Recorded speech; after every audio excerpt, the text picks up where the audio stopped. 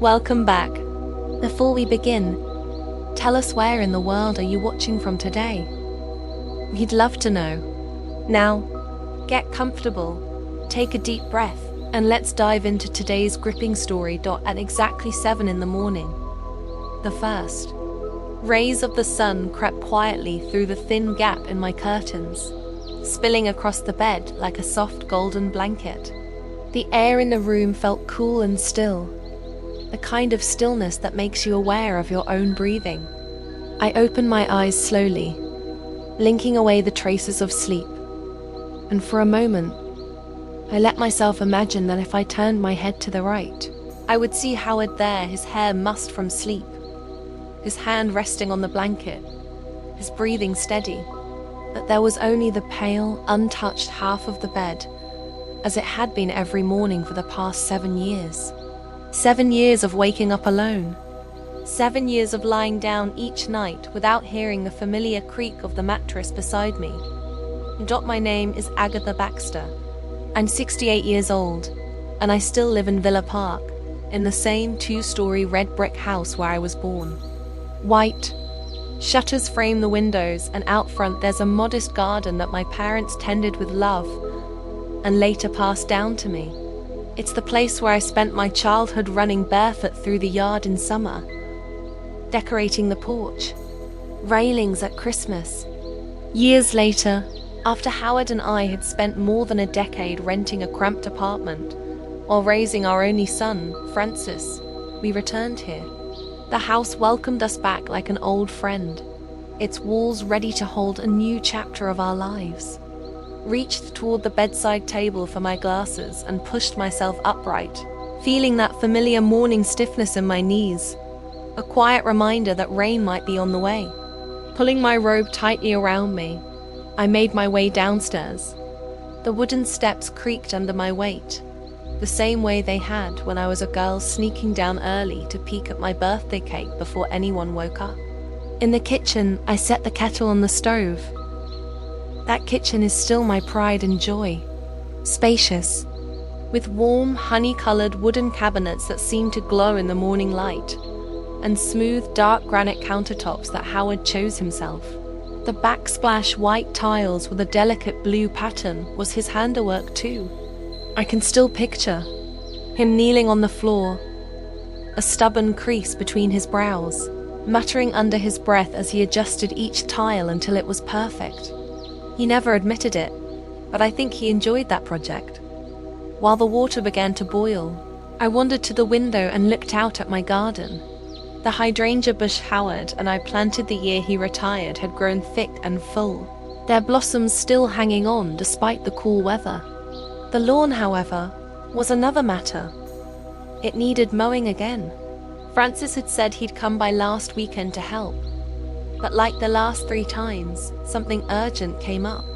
I'd eventually paid a neighborhood boy $20 to do it. When the kettle whistled, I poured the hot water over my tea leaves and carried the cup into the living room. This room used to be the heart of the house, filled with Francis's laughter when he and his friends came over, Howard's voice, telling stories on quiet evenings, the sound of clinking glasses at family gatherings. Now, it was almost always silent. I rarely bothered with the television. Instead, I read or listened to the radio. The walls still hold our family's history. A framed photo from our wedding day, Francis in his cap and gown, a snapshot from our bar. Last trip to Yellowstone, the year before Howard died. That trip feels so close in my memory. He'd been healthy then, full of plans for the future. 3 days after his 70th birthday, without warning, he was gone. A heart attack. The funeral passed in a blur. Francis and his wife, Judith, flew in and stayed with me for 2 weeks. But when they left, something between us shifted. Judith never truly liked me.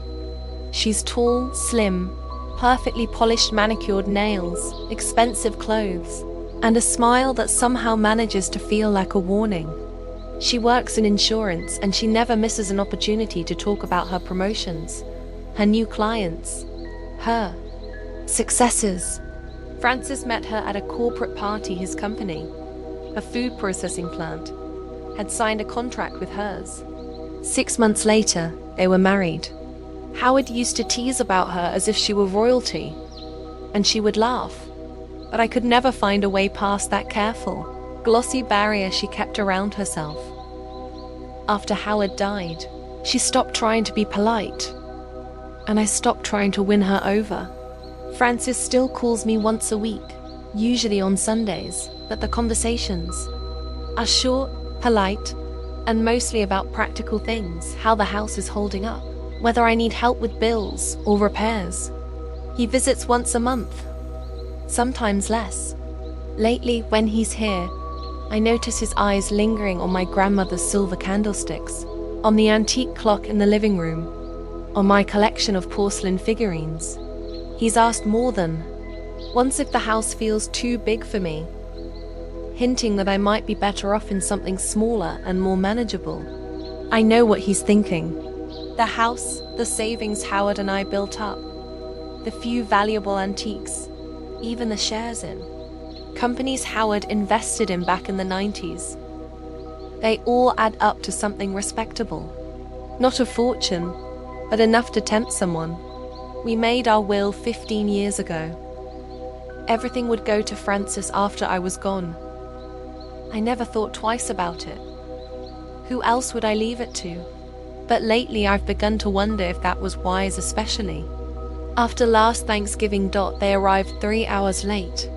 By then, the turkey was dry, the vegetables cold, and the apple pie I had baked that morning looked tired and uninviting. Judith didn't apologize. They had been shopping for new living room furniture, she said, her voice brimming with satisfaction. All evening she talked about the Italian chandelier she had ordered, the price of the new couch. Then she turned her attention to my china set. "Oh, Agatha," she said, picking up one of the plates. "These are so vintage, they must be worth a fortune." "They're family," I told her, taking the plate gently from her hands. "Please be careful with them." "Come on, Mom," Francis said. "They're just gathering dust in your cupboard. We could display them as art." "They're not dusty," I said firmly. "I use them for Christmas and special occasions." "Whatever you say," Judith shrugged. "I just think they'd look better in a modern interior." The rest of the night, they wandered through the rooms, talking about where they would put things if the house were theirs. I felt like I was already a ghost being quietly pushed out. When they left, I couldn't sleep. I kept remembering Francis as a boy, his joy, the day Howard taught him to ride a bike, his pride over the first model airplane he built by himself. When did that bright-eyed child turn into a man who looks at my home as a future acquisition? The next day, I called Carol, my closest friend since high school. We'd worked together for decades in the same accounting firm and retired around the same time. She lives just 3 houses down, and we often meet for tea. "Are they at it again?" she asked after I told her about Thanksgiving. Double quotes, "Yes." More bold about it every time. I sighed. Francis even asked if I was thinking about my will. He said, "At your age, you should be very specific. Can you imagine?" Carol shook her head. "Agatha, you're too kind. If I were you, I'd have revisited that will a long time ago." "And what would you do?" "Disinherit your only son." "Why disinherit him? There are other ways. Leave part to him and part to charity. Or set up a trust with conditions." She gave me an example, an old colleague of ours who left her son the house on the condition that he couldn't sell it for 10 years, splitting the rest between him and her grandkids. Sometimes a bit of carrot and stick is what grown-up kids need. Carol said. Her words stayed with me. I didn't want to punish Francis, but I couldn't ignore the feeling that I needed some leverage. "Do you remember Francis sitting with Howard in the hospital?" I asked. Carol nodded. "He came on the 3rd day and left a week later, even though Howard was there almost a month. Said he had meetings, and Judith didn't come at all." We sat in silence for a while. Then I said quietly, "When we helped, Then with the down payment for their house, Francis told me, "I'll never forget this. You can always count on me." Now, when I call him to help with the lawn, he's always too busy. "Agatha," Carol said gently, "be careful. They're counting on your property. And the older you get, the more they'll push. I don't think Francis would do anything awful, but pressure you. Yes, especially if Judith is encouraging him." I knew she was right. She always had a way of seeing through people. When I returned home, I stood for a long time in front of Howard's photograph. He was smiling in that calm, confident way that always made me feel safe. "What would you do, Howard?" I whispered. I could almost hear him say what he'd often told me. "Never let anyone sit on your neck, even if it's our son."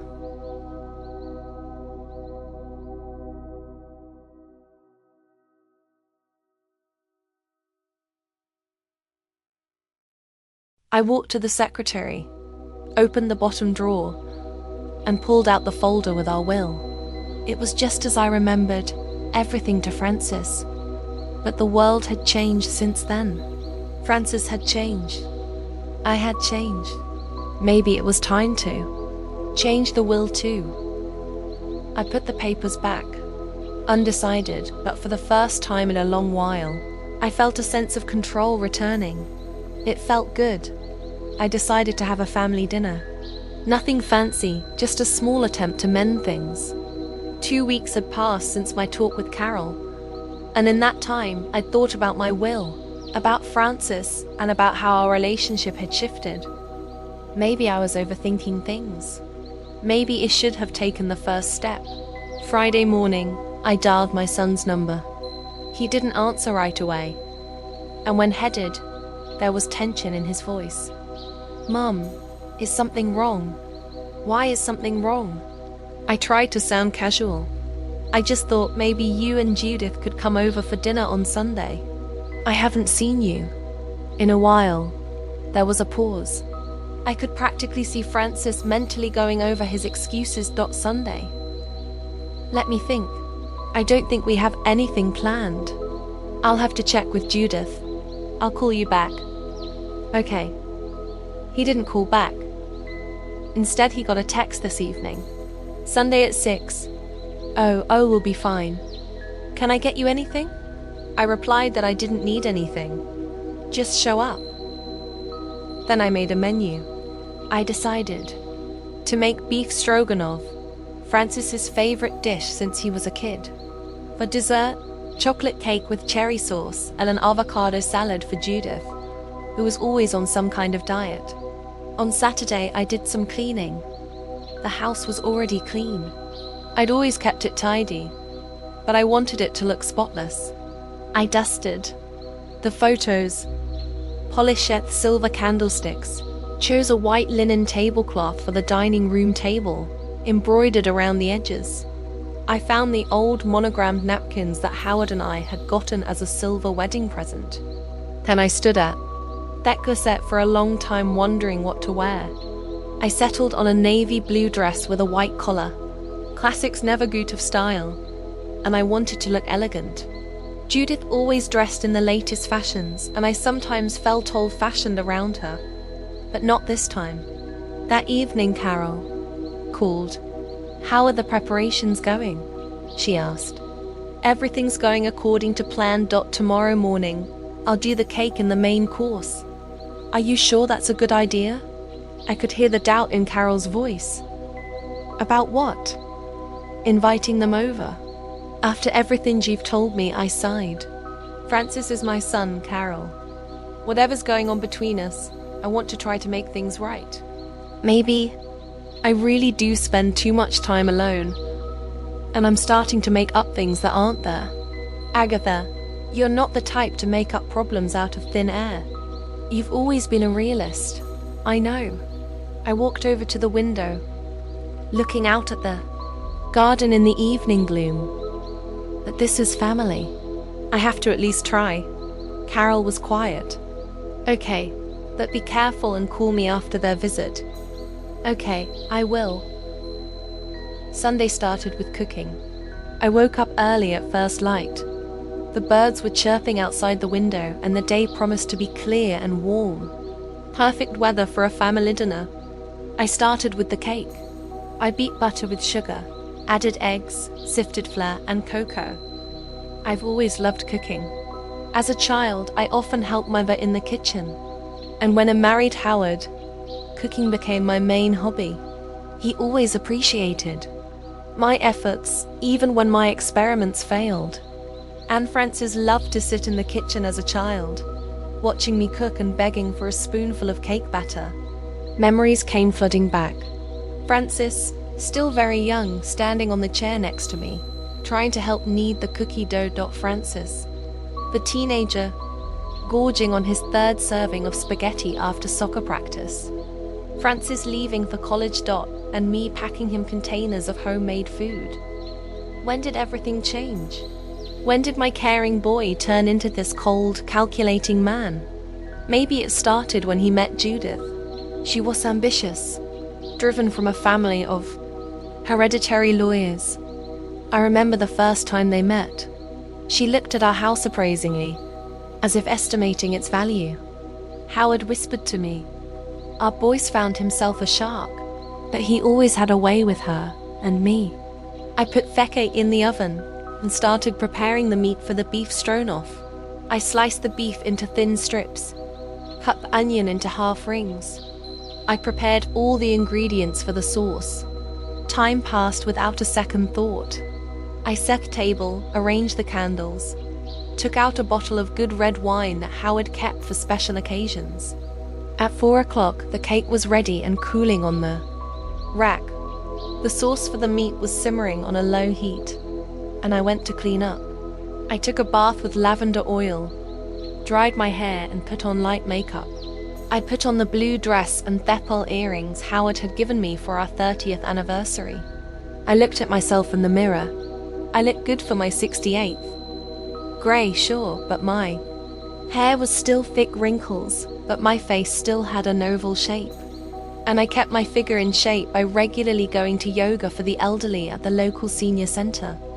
At 6, I returned to the kitchen to finish the main course. I quickly fried the meat, added the sauce, and left it to simmer under the lid. Cooked rice as a side dish. The finishing touch was an avocado salad for Judith. At exactly 6 o'clock, everything was ready. I looked out the window, expecting to see Francis's car, but the street was empty. No big deal, I thought. Probably a little traffic. 6:30. No sign of Francis or Judith. I called, but my son's cell phone was unavailable. I sent a text saying, "Everything all right? I'll expect you for dinner." At 7 o'clock, I started to worry. Had something happened? An accident? Maybe they got sick? But why didn't they call? At 8, the phone rang. I rushed to the phone. "Mum, sorry we're running a little late." Francis sounded carefree, as if being an hour and a half late was nothing. "What's wrong?" I was worried. "It's nothing." Judith decided to stop at the mall and there was a line for parking. "Anyway, we're on our way. We'll be there in about 20 minutes. They got there at 8 o'clock. The stroganoff was cold by then, so I had to reheat it. The avocado salad was a little wilted. The candles I'd lit by 6 were almost burned out, so I replaced them with new ones. The doorbell rang sharply, demanding. I hurried to open it. Francis stood on the threshold with a bottle of wine in his hands. Judith followed him up the stairs, tapping her heels. She was wearing a new suit, light grey, with a perfectly tailored skirt and jacket. Her hair was styled in an elaborate updo, her makeup flawless. She looked like she was going to a business meeting, not a family dinner. "Mum." Francis kissed my cheek. "I'm sorry I'm late. Traffic and the lines at the store," Judith added, kissing my cheek too. She smelled of expensive perfume and something else. "Champagne? Had you been somewhere before?" I asked, letting them into the house. We just met some friends for brunch, Francis said casually, handing me a bottle of wine. This is for you, Argentine. 2018. Thank you. I took the bottle. Come in. Everything's ready. We went into the dining room. Judith looked around as if searching for changes from her last visit. Oh, are you still using those old candlesticks? She asked, pointing to the silver candelabra. They belong to my grandmother, I replied. An heirloom. Of course, Judith nodded. It's just that it's more minimalist now. But it's certainly a classic. I ignored her comment and invited them to toss it down at the table. Francis helped Judith to a chair and sat down himself. I brought a dish of beef stroganoff and rice from the kitchen. Oh, stroganoff, Francis exclaimed with feigned delight. I haven't had it in ages. It's your favorite dish, I said, as I poured him a portion. It used to be, he smiled. Judith and I are more into modern cooking now. Aren't we, darling? Judith nodded, looking at her plate doubtfully. That's a lot of carbs, she said. But I'll make an exception tonight. I poured the wine into glasses and we started dinner. The conversation did flow. Francis was talking about work, some new project that was going to make the company millions. Judith talked about vacation plans. They were going to Italy to stay in a 5-star hotel on the Amalfi Coast. How are you doing, Mom? Francis finally asked when the main course was finished. I'm fine, I answered. I'm gardening, going to yoga, seeing Carol. Carol? Judith raised her eyebrows.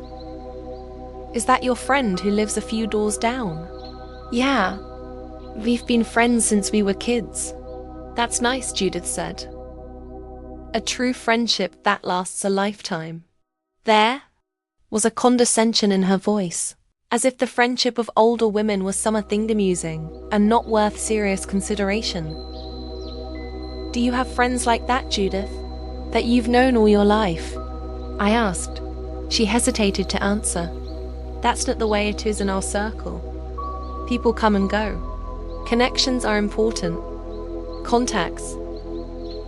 Francis and I often organize and own parties. Do you know what that is? Imagine I do, I replied dryly. I was an accountant for 40 years, remember? Judith blushed slightly, but quickly pulled herself together. Of course, it's just that it's so popular now. Everyone's talking about social connections and how important it is to be in the right circles. I brought deserted chocolate cake with cherry sauce. Francis perked up. That's what I remember. Your specialty cake. When I was a kid, I could eat half of it in one sitting. I know. I smiled. That's why I made it. Judith refused the dessert, citing her diet. Francis ate his piece with apparent pleasure. Terrific, Mom, as always. As the dinner went on, I sensed more and more falseness in their behavior. Francis praised the food, but his compliments sounded contrived. Judith kept the conversation going, but her smile didn't reach her eyes.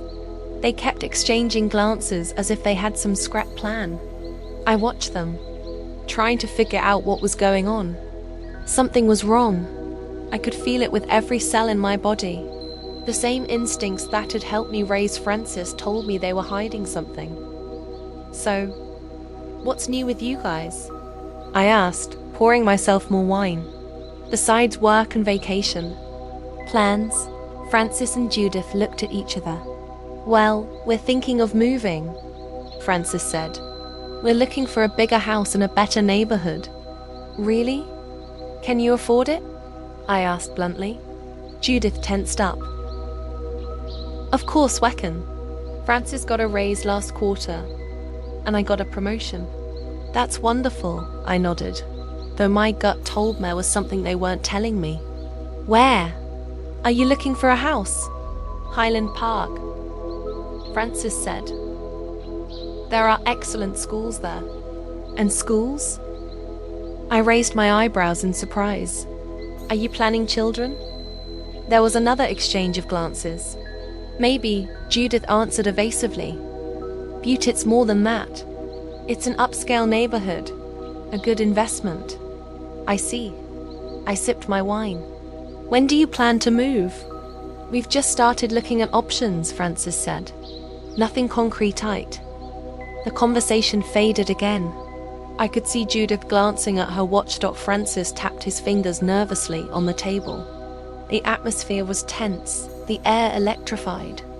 By the way, Mother, Francis said suddenly, pretending it had just occurred to him. Have you thought about moving to a smaller place? This house is too big for one person. And so, we were back on the subject again. I could feel the irritation rising inside. I like my house, Francis. I'm not going anywhere. But think of the effort it takes to maintain it, Judith said. Deck cleaning, the repairs, the garden. At your age, it must be exhausting. At my age, I repeated. Slowly. I'm perfectly capable of doing all that. And you like gardening. It's not tedious. It's enjoyable, but it's not rational, Judith insisted. You could sell the house, buy an apartment in a modern complex with security and maintenance, and the rest of the money, well, invest or travel. I gave her a long look. Or give it to you. That's what you're getting at, isn't it, Judith? She blushed. Slightly, but quickly pulled herself together. I'm not talking about us, Agatha. I'm talking about you. About your comfort. My comfort is my home, I said firmly. And I'm not going anywhere. Francis sigged. Mum, no one is forcing you to move right now. They're just suggesting that you think about the future.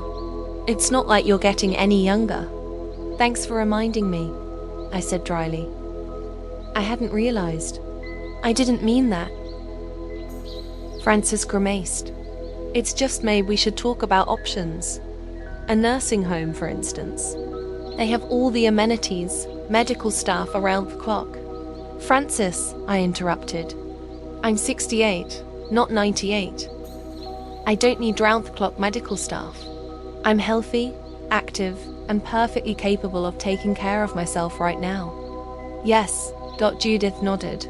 But no one knows what will happen in a year, 2 years, 5 years.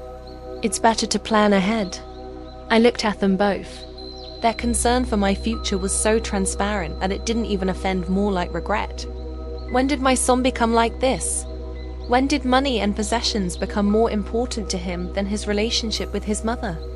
You know what? I said, putting aside my napkin. Let's change the subject. Tell me about your vacation plans. Italy, you say. What cities are you going to visit? Judith, obviously pleased with the change of subject, began to tell me about their itinerary. Rome, Florence, the Amalfi Coast. Francis picked up, describing the hotel they had booked. But I could see that this was only a reprieve. They would return to this subject of my house, my will, my future. It was only a matter of time. And as I listened to them talk about their planned trip, a strange feeling grew inside. A mixture of sadness and determination. I realized that something had to change. This can't go on like this. I have to do something. And soon the conversation about Italy didn't last long. I saw Judith constantly glancing at her watch, as if she had more important things to do. Francis kept checking his cell phone. It was as if they were tolerating my company, performing some unpleasant duty. Why didn't we go into the living room? I suggested it when the dessert was finished. I'll make some fresh tea. Good idea, Francis nodded, clearly glad for the change of scenery. We moved into the living room. Judith sat down on the sofa with her foot on the leg, looking around the room. Francis sat in Howard's chair, which always gave me mixed feelings. On the one hand, it was nice to see a son in his father's place. On the other hand, Francis was so unlike Howard in his attitudes and behavior. I brought her in the old china set I'd gotten from my mother. Judith frowned slightly as she looked at the gold cups with pink flowers. "What a vintage," she said. "Yes, my mother's," I replied, pouring Thetia. "She got it as a wedding present from her mother. It's over 80 years old. And you still use it?" Judith wondered. "Isn't it a collector's item? It should be kept behind glass." "Why?" I shrugged. "Things are meant to be used. What's the point of a beautiful dish if no one drinks tea from it?" Judith exchanged a glance with Francis. This silent dialogue irritated me more and more. It was as if they had conspired beforehand and were now carrying out some kind of plan. "Mum," Francis began after a few sips of tea, "Judith and I wanted to talk to you about something." "Here it is." I felt my muscles tense. A premonition of something unpleasant hung in the air. "I'm listening," I answered calmly.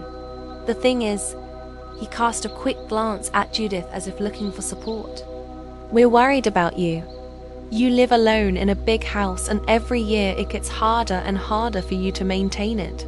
So we thought you found a nursing home for me." I finished for him. "Yeah, you mentioned that. Sunset Gardens, right? It's not just a nursing home." Judith stepped forward. "It's a state-of-the-art complex with apartments for independent living. There's a swimming pool, a gym, a movie theater, a library, and there's medical staff around the clock if anything happens." "Sounds like a hotel," I said. "But I prefer my own house." "Mum, Francis, you can't live here alone forever. What if you fall? What if you get sick at night? Who's going to help?" "I have a panic button." I pointed to the bracelet on my arm. "And neighbors who stop by regularly. And Carol, who calls every day." "That's not enough." Judith shook her head. "At your age, you need constant supervision." "At my age," I repeated slowly, "I'm doing just fine on my own. I don't need supervision as if I were a child or an incapacitated person." "No one's saying you're incapacitated," Francis said with a wee se. "It's just that the risks increase with age. That's a statistic." "What statistics are you talking about?" I was starting to lose my patience. "Are you talking about people my age being evicted from their homes to make room for the next generation?" "Mom, you've got it all wrong." Francis rubbed his forehead like he always did when he was nervous. "We're worried about your safety and comfort." "Are you?" I set the cup down on the table. "Then, why don't you visit me more often? Why don't you call? Take an interest in my life? If you care so much about my well-being, why do you only show up when you need something?" Francis flared up. "It's not fair. We have our own work, our own worries.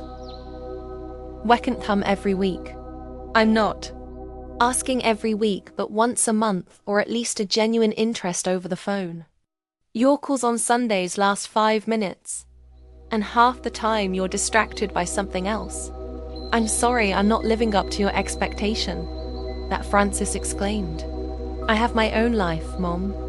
My own family, my own problems. I can't keep thinking about whether you're bored or lonely." "I'm not asking you to think about me all the time," I replied. "I'm asking for basic respect and attention. The things you've given you your whole life." "Oh, don't start with the sacrifices you've made for me." Francis rolled his eyes. "I've heard that story a million times. How you gave up what you wanted.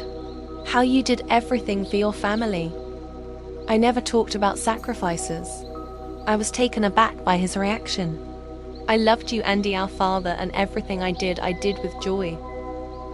But you expect the same selflessness from me," Francis continued. "You want me to drop everything and come at the first call, to call every day, to be interested in every detail of your life. It's not like that." "It is." He raised his voice. "You've always been like this. You've always wanted to control my life. Where to go, where to work, who to marry. And now that I'm finally living my own life, making my own decisions, you're not happy." I looked at him without recognizing him. When did my caring boy turn into this angry man? When did this wall grow between us? Francis, I said quietly, I never tried to control your life. I gave you advice because I cared about you, because I wanted the best for you, like any mother would. You always knew what was best for me, didn't you? He grinned bitterly. Except I'm all grown up now, Mom. I can decide for myself what's best for me and for Judith too. Judith put her hand on his knee as if to reassure him, but in her eyes I saw satisfaction, as if she'd been waiting years for this moment. Francis is right, Agatha, she said in her professional tone. You have to realize that we have your own lives, our own priorities. We can't keep looking over your wishes and expectations. And not asking you to look over my wishes. I objected. I'm asking for basic respect. Not to be 2 hours late for a dinner I've been preparing all day. Not to discuss nursing homes behind my back. Not to look at my stuff as future acquisitions. See? Francis threw up his hands. You're always dramatizing everything. Nobody's looking at your things as future acquisitions. We're just concerned about you. We do. I raised an eyebrow. Then was Judith asking about my will? There was a heavy pause. Francis cast a quick glance at his wife. It was an innocent question, he said at last. At your age, it's important to have all the documents in order. At my age, I shook my head. That's all you talk about. It's like I'm 90 years old and I have 1 foot in the grave. No one says you're at death's door. Francis sighed. But you're not getting any younger, Mother. And you have to think of the future. Your future? I clarified about what you'll have when I die. That's not fair. Francis jumped up from his chair. We care about you and you accuse us of being selfish, isn't it? He stood up, too. When was the last time you came here for no reason at all when you were interested in my life? Not my finances or my possessions. You're insufferable. Francis hissed. Always shave been. Daddy was just better at hiding the fact that he was sick of. Your control and complaints too. I recoiled as if he'd hit me. Mentioning Howard in that context was painful. Had he really thought that? Had my husband pretended to be happy with me for 35 years? Francis, Judith said warningly, don't. Yes, you should. He turned to me. You have to know the truth, Mom. You're not a priority anymore. I have my own family, my own life. I can't and won't devote it to you. I stared at him, feeling something inside me snap. Not a priority. All these years of caring, loving, supporting, and just like that, I'm no longer a priority. Francis is being too soft, Judith said, standing up beside her husband. Let's be honest, Agatha. We have a family of our own, and our a burden. All these expectations, the claims, the guilt you're trying to create. It's exhausting. A burden. That word is like a slap in the face. Me, the woman who gave birth to him, raised him, gave all of herself, a burden. I took a deep breath, trying to calm myself. Not to show how much it hurt me to heart Ho's words. Not to let them see that they'd struck a nerve. Okay, I said calmly. I understand your position. They looked surprised. I guess they were expecting.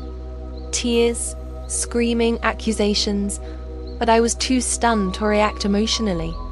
If you don't mind, I'd like to rest. I continued in the same even tone. It's been a long day and I'm tired. Mum, Francis started, but I held up my hand to stop him. There's no need, Francis. You've said it all. You've both said it all. Now, I'd like to be alone. I turned and walked toward the stairs leading up to the second floor to my bedroom. My back straight, my head up. I wasn't going to give them the satisfaction of seeing me broken. Agatha, Judith called out to me. We just wanted, to be honest, Sometimes the truth can be painful, but it's better than living under illusions. I stopped on the first step but didn't turn around. You told your truth, Judith, and I heard it. Now. Please go away. I went up the stairs into the bedroom and closed the door behind me. Only then did I allow myself to sit on the edge of the bed and exhale. My hands were shaking. My heart was pounding. I heard Francis and Judith talking downstairs. Then the front door slammed. They were gone. The room around me seemed to darken. All these years I had built my life around my family. First Howard and Francis. Then after my husband died, just my son. I always thought it was mutual, that I was important to him too, that he cared for me as much as I cared for him. But today, my illusions were shattered. I was nothing more than a burden and worse, a potential source of inheritance. That's what they were really interested in. My house, Mimini, my stuff, not me. I stood up and walked to the window. Francis's car was still parked outside the house. They were sitting inside talking about something, arguing, discussing me, planning their next move. Finally, the car pulled away and disappeared around the corner. I was left alone in a quiet house full of memories. What now? How do you move on knowing that your only child thinks you're a burden? That what you leave behind is more important to him than you? I slowly changed into my nightgown, removed my makeup, brushed my hair. Mechanical actions I'd done thousands of times before. But today, everything seemed different, as if I was doing it for the last time. I went to bed, but I couldn't sleep. Their words kept running through my mind. You're no longer a priority. You're a burden to us. How easily they'd said it. How easy it was to undo everything that had been between us. And then it hit me. If mythings and money are more important to them than I am, why not take that away from them? Why not change their will? The idea came suddenly, but it seemed more and more right every minute. Francis and Judith were only interested in the material side. Well, I could deprive them of that interest. I turned on the bedside lamp and took out a notebook and pen from the knitstand. Started writing down my thoughts, my plans. To whom could I leave my money and possessions? Carol was the obvious choice for part of the inheritance. She was always there for me, supportive, genuinely caring. Community college, I could set up a scholarship for students from low-income families or the local library.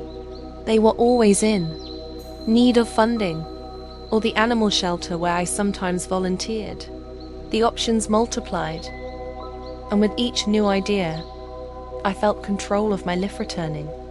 Yes, Francis and Judith hurt me today, but they had also set me free. Now I could do what I thought was right without worrying about their reactions, without trying to save a relationship that, as it turned out, hadn't existed for a long time. I decided that I would call my lawyer right after the weekend. Mr. Harrington was an older man who'd worked with Howard back in the day. You will help me make a new will, one that reflected my true wishes. For the first time all evening, I felt some weight relieved. The plan of action was empowering. I wasn't a helpless victim. I could still make decisions, influencing my life and the lives of those around me. I turned off the lamp and closed my eyes. Tomorrow would be a new day, and I would start it by revising my will, not out of revenge. No, out of a sense of justice, out of a desire that what I have accumulated in my life should go to those who truly value not only material things, but also human relationships. With that thought, I finally fell asleep, feeling strangely calm and determined for the first time in a long time. Francis and Judith had shown me their true selves. Now it was time to show them mine. Monday morning greeted me with clear sunshine. I slept well for the first time in a long time, despite all the turmoil of the day before. Perhaps because I had made a decision and now knew exactly what to do next. After breakfast, I called William Harrington's office. His secretary, Miss Page, answered after the second ring. Harrington and Associates. How may I help you? Good morning, Miss Page. This is Agatha Baxter. I need to see Mr. Harrington about changing his will. When does he have some free time? Mrs. Baxter, hello. Miss Page's voice has warmed. Let's see the schedule. Mr. Harrington has an opening at 2 o'clock this afternoon. A client just cancelled an appointment. Would that be convenient for you too? Drive up. Yes, 2 o'clock is perfect, I replied. Thank you, Miss Page. I'll sign you in. Mr. Harrington will be happy to see you. I hung up the phone, feeling my resolve growing inside me. No doubts, no hesitation. After what Francis and Judith had said yesterday, I knew I was doing the right thing. With a few hours to go before the meeting, I decided to get my financial records in order. I pulled out folders of bank statements, insurance policies, house deeds, and stocks from my secretary. All things that Francis was supposed to inherit, which would now go to other people. I wasn't sorry. Not one bit. Yesterday, something had broken inside. Some last thread that connected me to my son. You're no longer a priority. You're a burden to us. Those words kept echoing in my head, but they no longer hurt as much as they did yesterday. Rather, they strengthened my resolve. At 2:30, I was ready. I put on a strict navy blue suit, which I usually use for business meetings. I put my hair in a neat bun and put on my pearl earrings, a gift from Howard. I grabbed my file and left the house. It was a warm, sunny day. On the way to Harrington's office, I pondered my decision. Had I been too harsh on Francis? But every time there was doubt. I remembered Judith's words. We have a family of our own, and you are a burden to us. No, I wasn't too harsh, I was fair. Mr. Harrington's office was located in a small 2-story building downtown. Classic interior, wood paneling, leather, chairs, no modern frills. Just as it had been 30 years ago when Howard and I had first gone to him for legal help. Miss Page, an elegant woman in her 50s, greeted me with a smile. Mrs. Baxter, good afternoon. Mr. Harrington is expecting you. Please come in. She led me into the office where William Harrington, a tall, thin man with grey hair and attentive blue eyes, sat behind a solid oak desk. He was well into his 70s, but he continued to work, refusing to retire. Agatha. He rose to meet me, extending his hand. It's good to see you, though I'm surprised. We updated your will after Howard's death, and you were quite happy with the result. Circumstances have changed, William, I replied, shaking his hand and sitting down in a chair across the table. You want to make some significant changes. He looked at me carefully, as if trying to figure out what was behind my words. May I ask what exactly has changed? My relationship with my son, I answered bluntly. I had a conversation yesterday that opened my eyes to a lot of things, and I realized that I didn't want to leave him all my possessions. Harrington nodded. He must have seen a lot of family drama and conflict in his years of practice. I see. And what are your new wishes regarding the distribution of the inheritance? I took out the sheet of paper on which I had sketched my plan that morning. I want to divide the inheritance as follows. 1/3 to my friend Carol Mitchell, 1/3 to the local college for scholarships for underprivileged youths, and only the remaining 1/3 to Francis. In doing so, the house should go to Carol, not her son. Harrington took note of my wishes, then looked up. Are you sure, Agatha? Such decisions shouldn't be made in the heat of emotion. I'm absolutely sure, I replied firmly. It's not emotion, William. It's sober calculation. Francis has made it clear that my money and property are more important to him than I am. Well, let him have part of it. The rest would go to those who really cared for me and who would benefit from it. He looked at me carefully for a few seconds, then nodded. Good. I'll prepare all the necessary paperwork. It will take a few days. But I must warn you, Francis may challenge such a will after your death. On what grounds? I asked. I'm of sound mind and judgment, and I'm making this decision voluntarily without pressure. Exactly so. Harrington nodded. But he could argue that you were incapacitated under the influence of someone else. It's standard practice in contesting wills. What are his chances of success? Not much if we do it right, Harrington replied. I recommend that you undergo an independent medical examination to confirm your capacity. It's also worth documenting the reasons for changing fuel in a separate document. Okay, let's do whatever is necessary, he agreed. I want my will to be executed exactly. We spent the next hour discussing the details. Harrington questioned me at length about each point, clarifying the wording, suggesting various options. I felt Dave was sympathetic to my decision, although he tried to make sure that I was acting consciously. Finally, all fairytales were agreed upon. Harrington promised to have the documents ready by Thursday, and we arranged a meeting to sign them. Agatha, he said as he walked me to the door, I've known you for many years. You've always been a sensible woman. If you made this decision, you had good reasons. But still, think again before Thursday.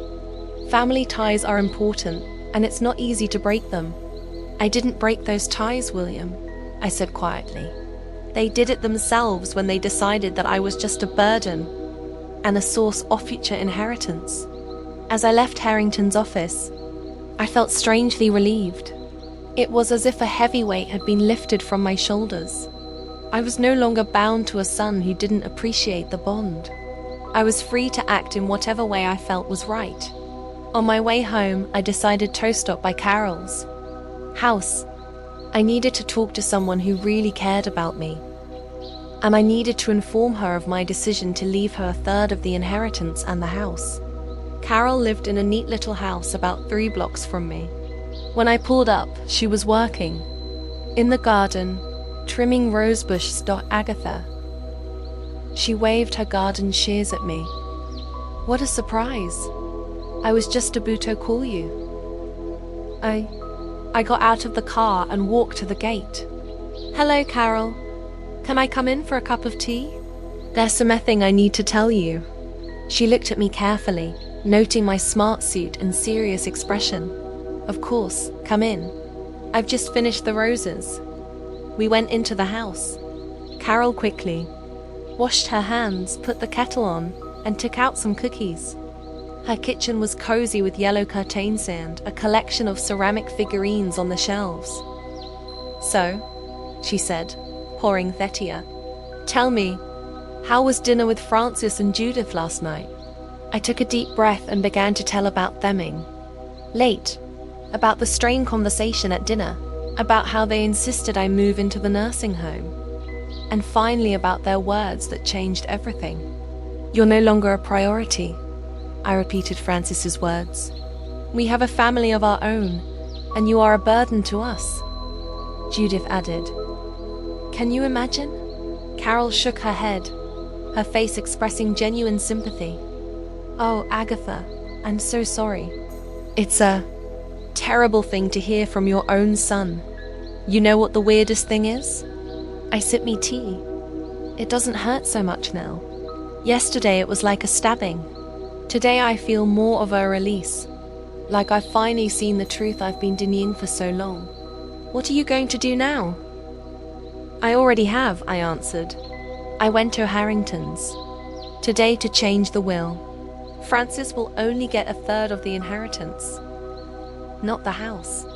Carol raised her eyebrows in surprise. And the rest? A third to the local college on scholarships? I paused. And a third, including the house, to you. The cup trembled in her hand. Me, Agatha. I can't. It's too much. You can, and you should, I said firmly. You've been there for me all these years, supporting me, caring. You deserve it more than anyone. But Francis, he's your son. Blood from blood. Blood doesn't guarantee love and respect, Carol. I shook my head. Francis made his choice. Now I'm making mine. We talked for a long time that day. Carol tried to persuade me not to make a hasty decision to wait to cool down. But I was adamant. Something had broken yesterday and it couldn't be undone. Are you sure you won't regret it? Carol asked as I was about to leave. Absolutely, I answered. For the first time in a long time, I felt like I was doing the right thing. When I got home, I checked my phone. No calls, no messages from Francis. It was like last night had meant nothing. Like they hadn't hurt me deeply with their words.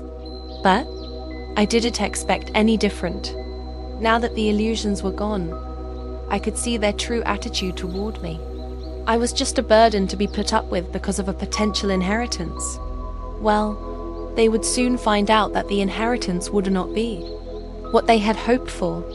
On Tuesday, I did the usual chores. I did the laundry, went to the store, watered the flowers in the garden. Francis still hadn't called. I checked my phone out of habit, but I wasn't expecting him to call anymore. It was a strange feeling, a mixture of resentment and release.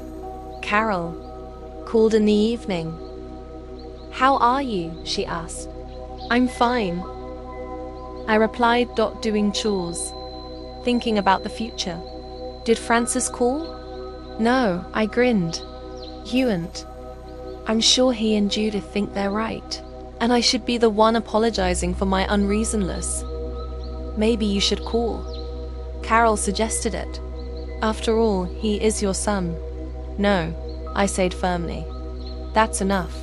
I'd made too many concessions for too long, trying to preserve a relationship that wasn't truly there anymore. Now, let him take the initiative if he cared.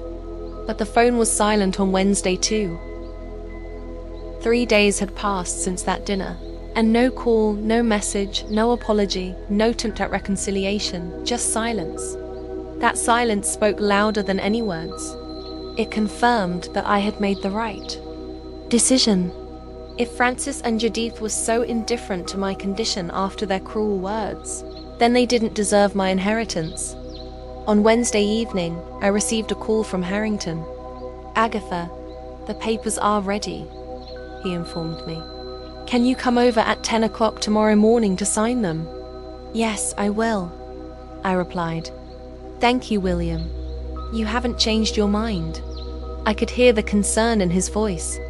No, I said firmly. I'm as sure of my decision as I've ever been. Good, he sighed. I'll see you tomorrow then. I sat back in my chair and stared at the family photo on the mantelpiece for a long time. Howard and I and little Francis smiling, happy. When did everything change? When did my loving son turn into this cold, calculating man? Maybe it was Judith. Maybe it was the money and status that had become more important to him than family values. Or maybe I'd made a mistake in raising him. But it didn't matter now. Tomorrow I will sign a new will, and part of my inheritance will go to those who really need and appreciate, not only material goods. It was the right decision. I felt it with all my heart. I looked at the phone. 3 days of silence. 3 days in which my son hadn't taken the time or inclination to call and see how I was doing. After all that had been said, after all the hurtful words, that silence was more eloquent than any apology. It showed Francis and Judith's true attitude toward me, and it strengthened my resolve to change my will. Tomorrow I'll sign the papers and the world will change. Francis and Judith won't know for a while. Harrington will keep it confidential. Asa Lawyer should. But one day they will, and then perhaps we'll realize that money and property, not the most important thing in life, that human relationships, caring and respect are worth so much more. Thursday morning, I woke up with a sense of determination.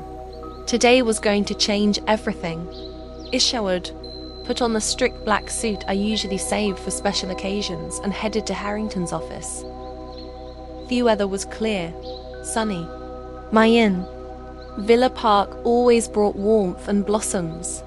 The apple and cherry trees in Nennybor's orchards were covered in a white and pink cloud of blossoms, and tulips modelled brightly in the front gardens. Life went on despite all the upheaval. Harrington greeted me with his usual reserved smile.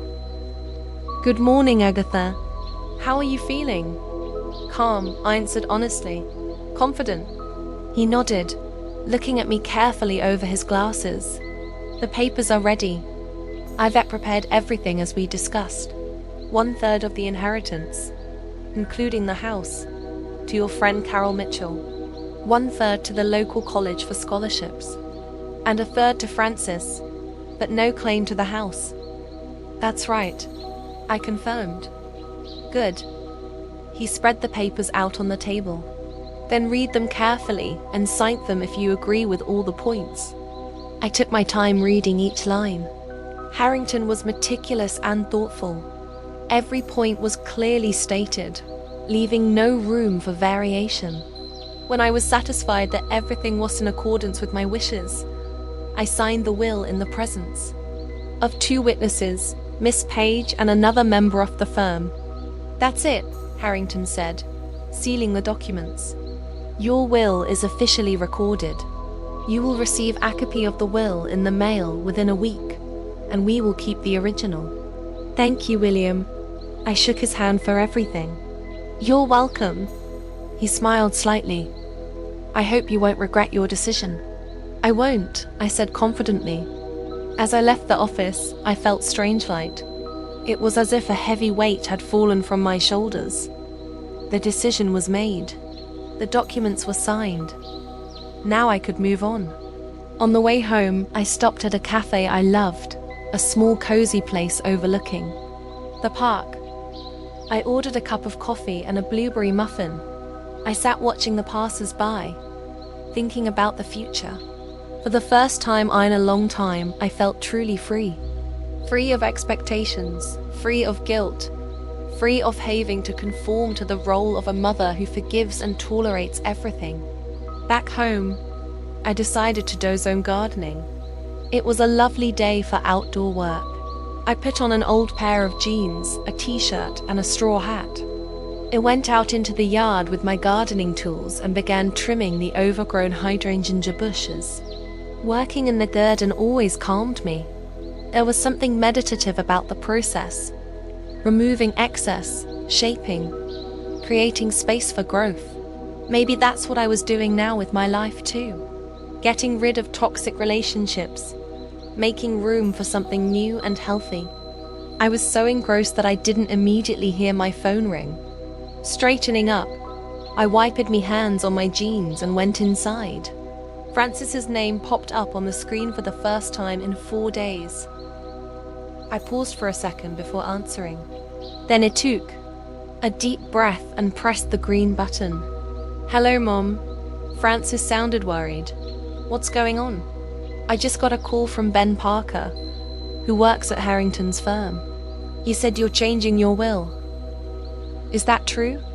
Ben Parker is a junior partner at Harrington and an old friend of Francis's. They went to college together. Apparently, he saw my name on the paperwork and decided to warn his friend. It was unprofessional, but not surprising. "Yes, it's true," I replied calmly. "I changed its will." "But why?" There was panic in his voice. "What happened?" "You know exactly what happened, Francis." I sat back in my chair, preparing for a long conversation. "On Sunday, you told me I was no longer a priority. Judith called me a burden. After that, you didn't call for 4 days. Didn't ask how I was doing. And now you're surprised I revised my will." "Mum, you've got it all wrong." His voice beckoned pleading. "Judith and I didn't mean that. We're just tired. It's been a long day." The words just came out on their own. The words that come out of their own mouths are usually the most sincere. I said. But it's not even about the words. It's what happened afterward. 4 days of silence. Francis, and you only called when you found out about the will. Only when it was about the money. That's not true. He was almost shouting. I was going to call you tonight. I wanted to give you time to cool off. Think about it. Don't lie to me, I said quietly but firmly. Don't make it worse. You called because of the will, and we both know it. There was silence. Then Judith's voice came through. Francis must have put it on speakerphone. Agatha, let's talk like adults. Her tone was professional and friendly, as if she were talking to an important client. I admit I was a bit harsh on Sunday. I said some things I didn't mean, but that's no reason to make such drastic decisions. What kind of decisions, Judith? I asked. You don't know exactly what I changed in the will. Ben told me that you disinherited most of Francis's estate. Her voice trembled. Is that true? Ben violated client confidentiality. I pointed out that's a serious breach of professional ethics. But yes, I did revise the distribution of the inheritance. Francis will get a third, not including the house. A third? Francis exclaimed. But who gets fairest? That's none of your business, I replied. You said yourself that I'm no longer a priority, so you don't have to worry about my decisions either. Mom, please. His voice sounded pleading. Let's meet and talk calmly. I admit I was wrong. We were both wrong.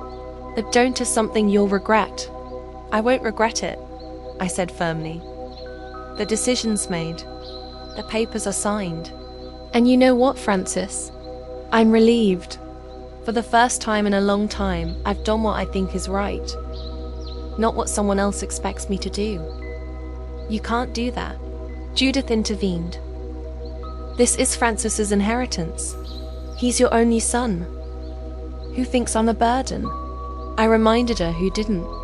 Take the time to call after he'd said the cruelest words I'd ever heard from a loved one. Who only remembered me when it came to money. We'll come, Francis said firmly. Now, we need to talk in person. No, I was adamant. I don't want to see you. Not now. Maybe someday when the pain's gone. But not today, Mom. I said no. Francis, at least respect that decision. There was silence. Again. Then Judith spoke again, her voice sounding businesslike. All right, Agatha, let's make a deal. We admit we were wrong. We apologize for everything we said. We promise to visit you more often to be more attentive. And you'll return everything back to the way it was with the will. That's a fair trade, isn't it? I laughed. I couldn't help it. Even now, she saw our relationship as a business deal. Judith, you don't understand. This isn't about a deal. It's not about getting more attention from you or apologizing. This is about me finally seeing the truth. I've seen who you think I am. And that's not going to change with promises you make just for the money. It's not about money, Francis exclaimed. Mum, please believe me. I love you. Yes, I've been rude. I've said terrible things, but that doesn't mean I don't love you. If you loved me, Francis, you would have called the next day. Apologized. Asked how I was, but you didn't. You only called when you found out about the will. I was afraid. His voice shook. Afraid you wouldn't want to talk to me. That I'd screw things up even more. So, you decided not to try at all. I shook me head even though he couldn't see it. You know what the saddest part is? I would have forgiven you if you'd called the next day. Apologized. I would have forgiven you because I'm your mother, and I loved you no matter what. But you didn't. And now it's too late. Don't say that. I could hear the tears in his voice. Please. Mum, give us another chance. A chance for what, Francis? To pretend you care about me until I die and leave you everything? No, thank you. I prefer honesty, even if it's painful. What can we do? Judith asked, her voice sounding confused. There must be a way to make things right. Nothing, I answered firmly. I have made my decision and it is final. Francis will get a third of the inheritance. That's more than most children get from their parents. And that's all he can expect. Who did you leave the rest to? Francis asked after a pause. Carol? None of your business? I repeated. But if you're so interested, yes, Carol will get a third, including the house. She's been there for me all these years. Supportive, caring. She deserves it. And the last third, he wouldn't stop. To the community college, scholarships for low-income students. You're giving our money to strangers. Judith was outraged. It's my money, Judith, I said calmly. And I'm going to use it as I see fit. We'll contest the will, she said suddenly. After you're dead, say you were incapacitated, or that Carol influenced you. You can try. I smiled, though they couldn't see it.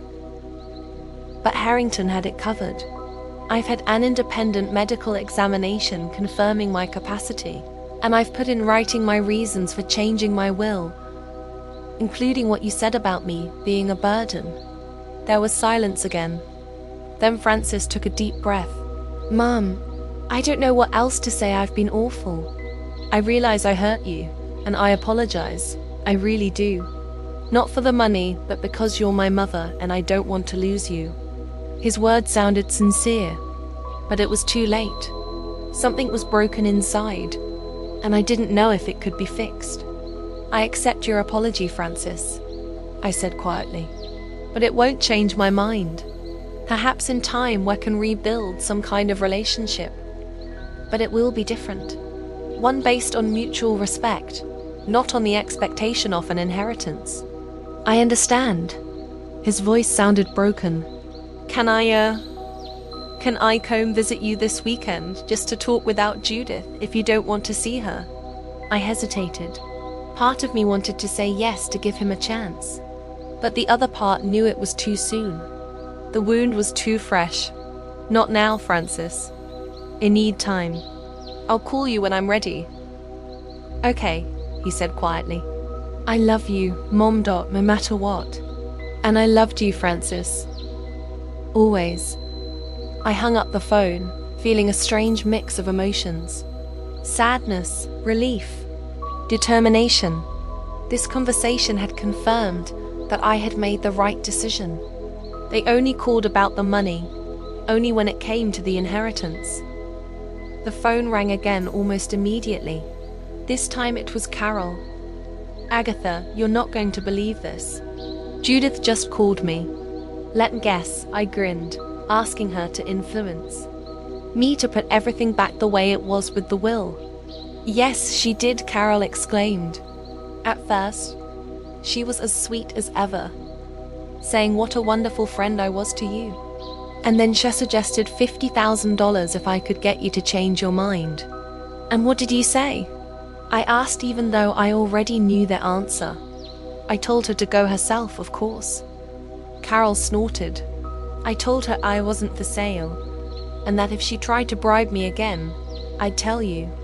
Although I see you already know that. Yeah, they just called me. I sighed. Francis was acting remorseful. Judith was trying to make a deal. Typical Baxter family day. What did you tell them? That the decision had been made and was non-negotiable, I replied. That may be in Team Francis, and I could rebuild some kind of relationship, but it would be different. You're good. I could hear the pride in Carol's voice. Standing up for yourself isn't easy, especially when it comes to your own children. You know, I said after a pause, I think I'm finally free from expectations, from guilt, from having to be the good mom who forgives and tolerates everything. And it's an amazing feeling. It should be. Carol agreed. By the way, I signed up for those art classes we talked about. There are more places if you want to join art classes. I've been wanting to take one since high school, but I've always Had more important things to do. First school, then work, family, raising Francis. I've always put my wishes on hold. You know what? I'd love to join, I said firmly. It's about time I started doing something I've always wanted to do. Oh, that's great. Carol was excited. Classes start next Tuesday. One more thing. I booked us a tour of Italy for September. 2 weeks. Rome, Florence, Venice, the Amalfi Coast, if you want to, of course. A trip to Italy. Another long-time dream I've been putting off. First, Howard didn't want to go that far. Then there were health problems. Then he was gone. I do, I said firmly. I definitely do. After talking to Carol, I went back to the garden. I continued torturing the hydrangeas, thinking about the future, about the art course, about the trip to Italy, about all the things I'd always wanted to do but had put off. Strangely, I didn't feel bitter about breaking up with Francis. It was more like a sense of closure. It was as if one chapter of life had closed and a new one had opened, brighter, freer. Of course it hurt. It hurt to realize that my son, whom I loved with all my heart, thought of me as nothing more than a burden. That money and possessions were more important to him than our relationship. That pain was no longer tearing me up inside. It had become part of the experience, part of me, accepted and lived. In the evening, I sat on the veranda, watching the sun stand, sipping mint tea. My mind was spinning with plans for the future, an art course, a trip to Italy, maybe even a little renovation of the house I'd been thinking about for a long time. The phone rang again. Francis. I didn't answer it. Let her wait. This was my time, my life, and I was going to live it the way I wanted to live it. Not the way anyone else expected me to live it. Maybe someday I'd be ready to talk to him again. Maybe we could build a new relationship. A more honest, more equal relationship. But not now. Right now, I was savoring my freedom, my new beginning. I looked up at the starry sky, smiled, and thought, Howard, you're proud of me tonight. And somehow, I was sure he would be proud. He'd always told me to be strong, to stand my ground, to not let anyone sit on my neck, even if it's our son. Today, I took his advice, and though the journey was painful, the result was worth it. I was finally free from illusions, from false hopes, from having to conform to other people's expectations.